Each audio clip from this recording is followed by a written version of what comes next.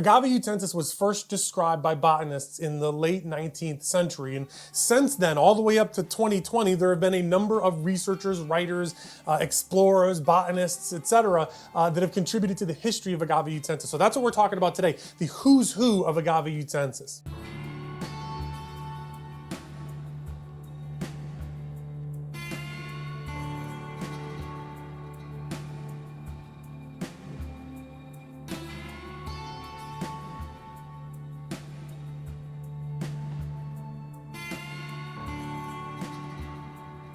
So normally on this channel we talk about plants. Actually, we talk about a plant, Agave Utahensis. But today we're actually going to be talking about people, specifically the people behind the history of Agave Utahensis. And so to start with, I have to make a caveat, a disclaimer here that indigenous folks in the American Southwest have been using and aware of and very well knowledgeable about Agave Utahensis for thousands of years. Unfortunately, we don't have a whole lot of written records from them, so I don't have a whole lot of names of indigenous Agave Utahensis experts.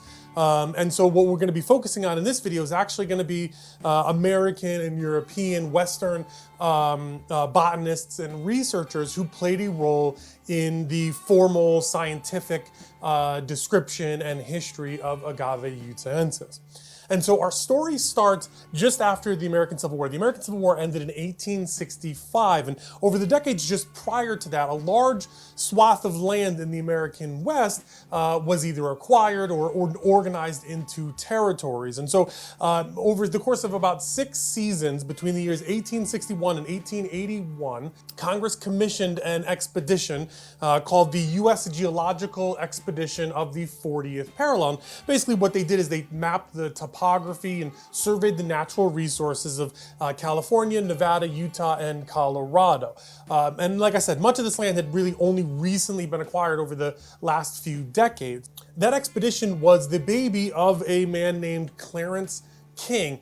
Clarence King has actually got a really interesting story on a bunch of different fronts. He's been the subject of a book called The Explorer King, which kind of gives you some understanding of who this guy was. But basically he planned for years and worked for years, for up to a decade, to persuade people to fund this expedition of the 40th parallel and to join him on the expedition of the 40th parallel, because he believed that exploring this section of land would be good for the United States and help it to exploit those natural resources in that land better. And so Clarence King was actually born in Rhode Island in 1842 and studied at Yale. He eventually became the first director of the U.S. Geological Survey when it was formed. And after the 40th Parallel Expedition, he famously debunked a diamond hoax that had become really trendy, really well-known worldwide, and actually achieved some international celebrity because of it. In fact, there's been, over the course of the 20th century, there was a number of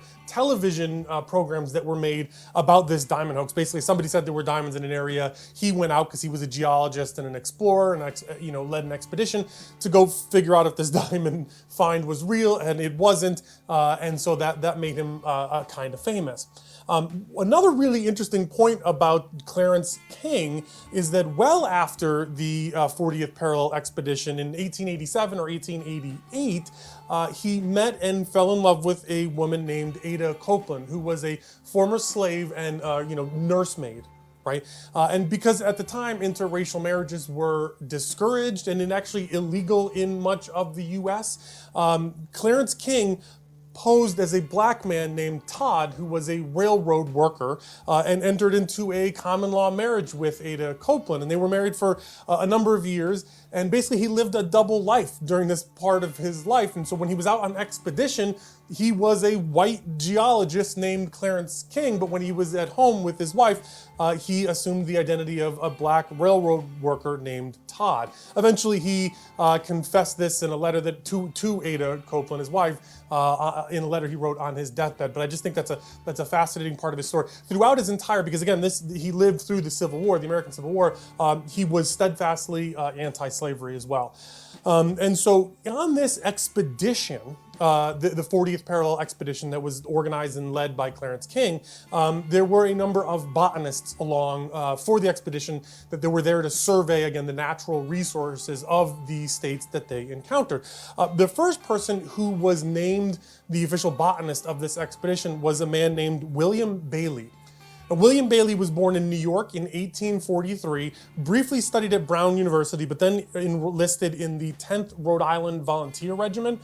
But because of poor health, he actually had to retire. He was discharged from that regiment. So then he went to Harvard and studied under legendary botanist Asa Gray, who's generally considered sort of the father of American botany. And Asa Gray actually recommended him to be named as the botanist for the 40th parallel expedition when it was being put together by Clarence King after its commission by Congress. But unfortunately, William Bailey's poor health forced him to leave that expedition early as well. Up until William Bailey had to leave the expedition early, a man named Cyrano Watson had been an unpaid volunteer, and he's described in writings as basically being penniless and shoeless when he joined the expedition.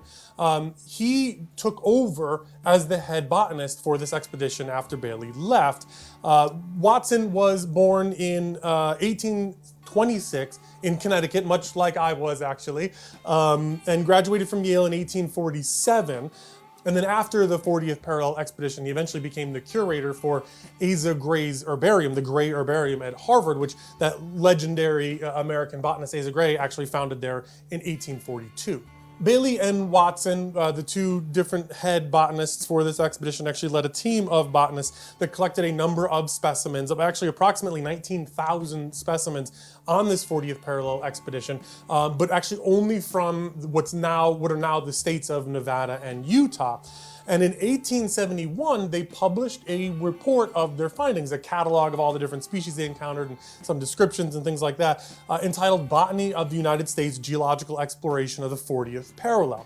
And in that report appears the first formal description of Agave Utahensis, actually written by a botanist who wasn't on the expedition, but a very famous botanist in his own right, George Engelmann. The head of that section, or the subhead of that section reads, "The following addition to the catalog of plants of Nevada and Utah is from Dr. George Engelmann as a result of his recent study of our being Bailey and Watson, hitherto ill-defined and little understood species of the genre." Now, George Engelmann was born in Frankfurt, Germany in 1809 and moved to the US in 1833 and lived primarily in St. Louis. And he started as a medical practitioner. Then later in his life, he started conducting botanical expeditions and research, including this research on the specimens collected by the 40th parallel expedition that led to descriptions of Joshua tree and the first formal description of Agave Utahensis in 1871. His name, Engelmann, is actually on a bunch of plants, including Engelmann oak, Engelmann spruce, Pinus Engelmann, I think that's Engelmann pine essentially, Opuntia Engelmannii, an Engelmann prickly pear, and then a plant that occurs here in the Mojave right alongside Agave Utahensis in a lot of cases, Echinocerius Engelmannii or Engelmannii, etc. There's a bunch of other plants that actually have his name on it as well. His personal collection of plants, his personal herbarium collection, was eventually given after his death to the Missouri Botanical Garden. A. Isabella Mulford is an interesting sort of point along this list of names, right? And she's the first woman we're mentioning here, first female botanist that we're mentioning here.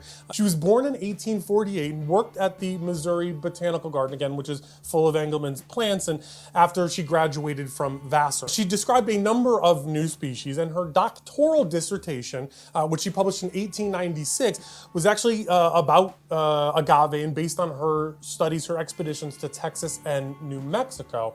It was named A Study of Agave of the United States. It was highly influential in the, early history of formal description of American agave. And in it, she referred to the earlier work of Engelmann and actually combined a lot of his references and descriptions of various Agave Utahensis plants into a single species. Unfortunately, not much else is known about Mulford other than, about her personal life or anything like that, other than this work. but she is referenced a bunch of times by later researchers. In fact, two of those researchers that reference Mulford are J.M. Greenman and Eva M. Rusch, who in 1929, now we've jumped forward from the 19th century to the 20th century, the early 20th century.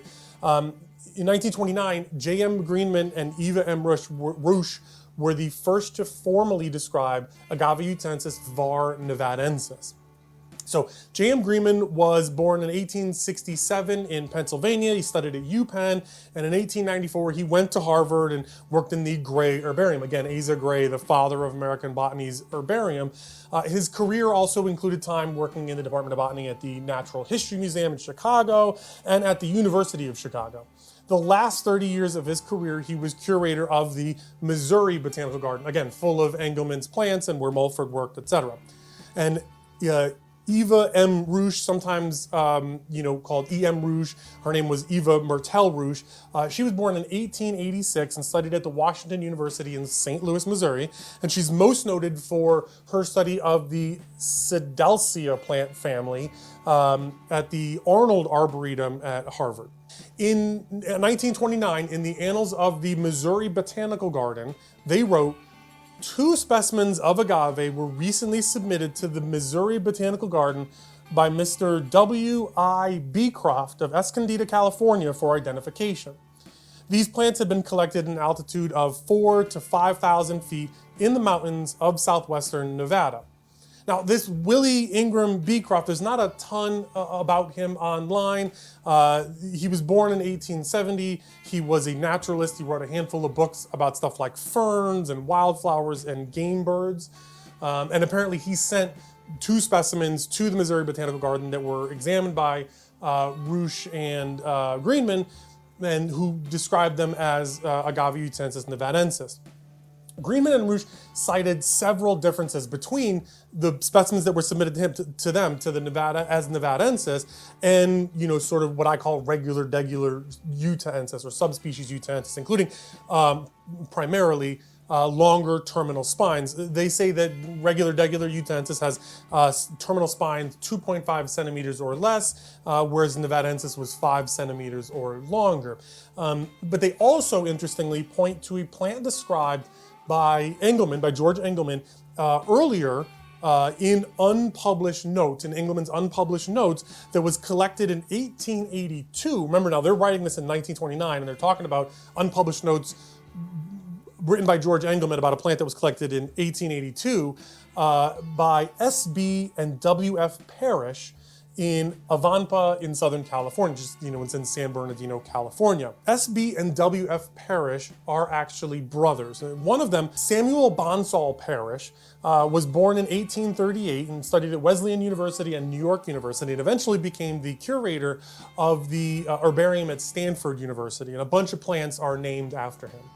After serving in the Civil War, in the American Civil War, with his brother, William Fletcher Parrish, they moved to San Bernardino, California, and bought a ranch, and eventually became fruit farmers. And I guess that fruit farm did well enough that it allowed them time to explore their other interests, which was studying the flora in the area around San Bernardino, California. The Parrish brothers actually collected a number of plants in San Bernardino that around 1882 that appear in a number of herbarium collections around the country, including the Field Museum in Chicago. And then in 1943, moving up from the first description of nevadensis in 1929 to the first description of Eborispina in 1943, a man named J. Pinckney Hester, I hope I'm pronouncing that one right, I collected a specimen that he identified as Eborispina from Peekaboo Peak in the Sheep Range just north of Las Vegas here in Nevada. Hester was born in 1874, and he worked at the Boyce Thompson Arboretum and described approximately 45 new species of plants, primarily cactus, and he published regularly in the Journal of the Cactus and Succulent Society of America, which is still ongoing, and it appears that journal is where a lot of these first descriptions take place, and it's still being published, and I highly recommend it. It's a great read.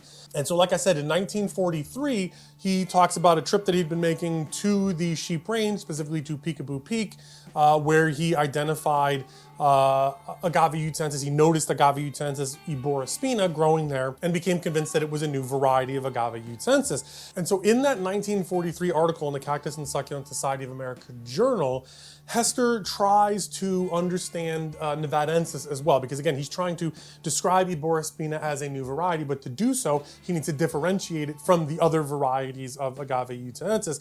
And so in doing so, he tries to track down the type location. That's the location where the variety or species or whatever it is was first described. And if you remember, that first description, so there's the plants collected by the Parrish brothers in the 1880s that were described in unpublished notes by Engelmann, but the first formal description of the plant comes from Greenman and Roosh from a sample collected by Willie Ingram Beecroft. And so he tries to track down Beecroft to locate this type locality. Like, hey, Mr. Beecroft, where did you collect this first described Nevadensis plant? And apparently Beecroft tells him this, which is not included in the 1929 description. First description of Nevadensis is actually included in the 1943 first description of Iborispina, but is about Nevadensis. He writes, an appeal to Mr. Beecroft elicited the information that he knew nothing of the plants except that he got them from a professional collector, a Mr. Barrett, who said the plants came from southern Nevada. All efforts to locate Mr. Barrett for further facts failed. So Beecroft apparently didn't actually even collect these plants himself. He got them from somebody else who collected them, who nobody's been able to track down, and only said that he collected them, between 4,000 and 5,000 feet in a mountain in southern Nevada somewhere. In that writing, Hester also makes a note to thank for his help an Ira Waddell Clokey, who was a botanist born in 1878, who studied at Harvard University, but actually spent much of his time studying the plants of my favorite mountain range, the Spring Mountains here in southern Nevada. His personal herbarium collection was actually almost completely destroyed by a fire in 1912, but many of the Nevadensis specimens that are in herbariums around the country were actually collected by Clokey. And if you read any list of Nevadensis specimens, you'll see Clokey's name appear a number of times. His book, Flora of the Charleston Mountains, in Clark County, Nevada, was published in 1950, just before he died, and he actually also has a number of plants named after. And so we jump forward now from 1943, the first description of Iborispina, to 1949 for the first formal description of Cababensis by a botanist named Susan Delano McKelvey. She was born in 1883 and worked at the Arnold Arboretum at Harvard. And if her middle name or her, the name Delano sounds familiar, it should, because she was actually FDR, Franklin Delano Roosevelt's cousin.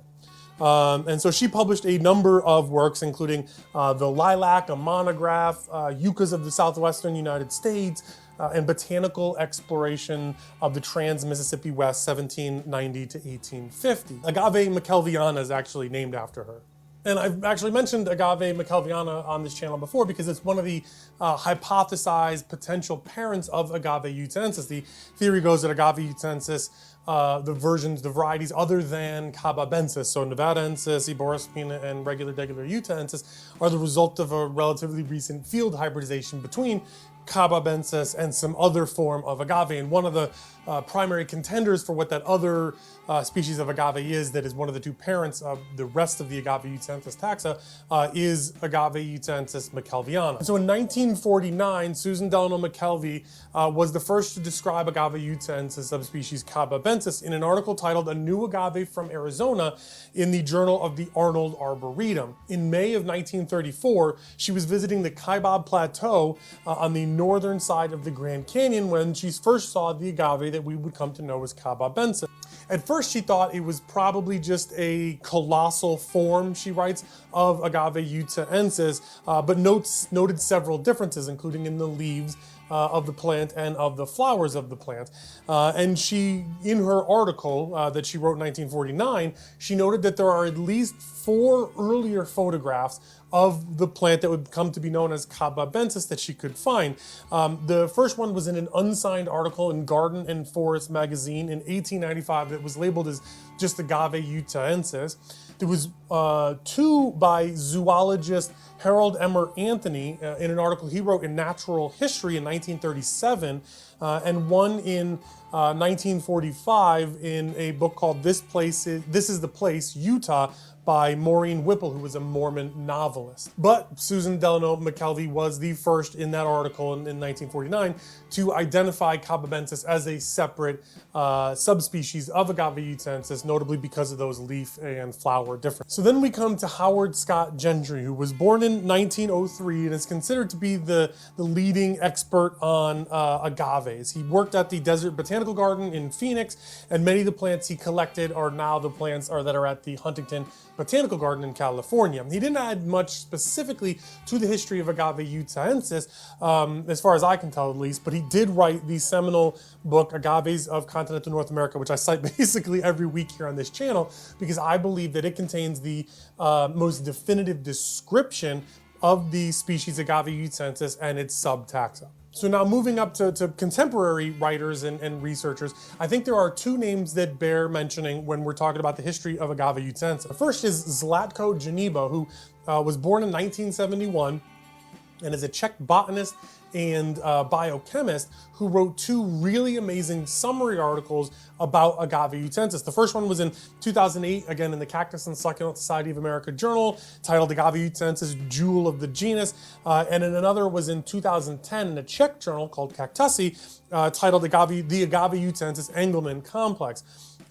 These don't necessarily, at least to my understanding, add a whole lot new to the understanding of Agave Utahensis, but they are the most detailed overviews of the entire species Agave Utahensis that have been written to date. And then in 2020, a landscape designer and writer and researcher, Matt Maggio, published an article titled Agaves on the Edge, Range Expansion of Agave Utahensis variborespina in California in the Cactus and Succulent Society journal, and that details some of the first new information about Agave Utahensis in a very, very long time, in many, many decades. And what he found was the first documented population of Agave Utahensis variborespina outside of Nevada, in Southern California in the Resting Springs range.